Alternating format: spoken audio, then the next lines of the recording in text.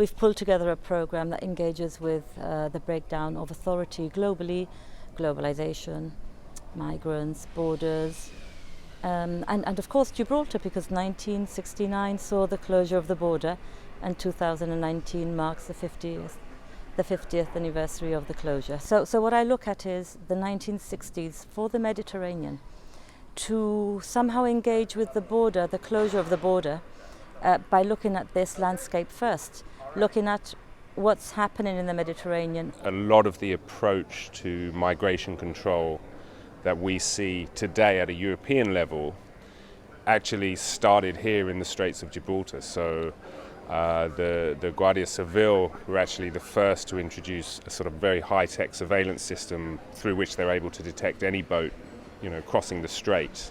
And that model has now been replicated at the EU level, where they've set up something called the Eurosur system. You can use border as a wall, only because border is a place of transit. It is a political choice. It's not a physical or historical choice. My point is that only through political, let's just say, debate, you can change border view. Right now, the border of Gibraltar has been always seen under a political angle. It should not be seen like this. Gibraltar technically still has a neutral zone, a buffer zone, a no man's land between Gibraltar and Spain. But of course that buffer zone doesn't look like that anymore. There's an airport in it. The land has been reclaimed, people live there. But in the past, this was an amazing site of smuggling, of contraband moving across the border.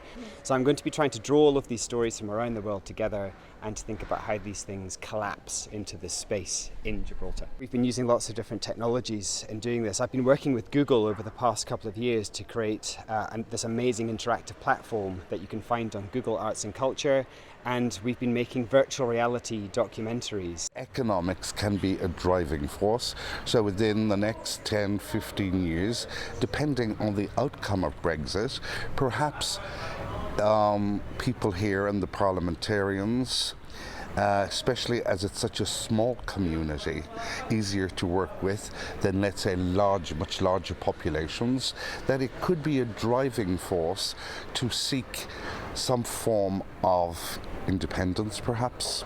Gibraltar has obviously specific issues with regard to the border. There's one cross-border road.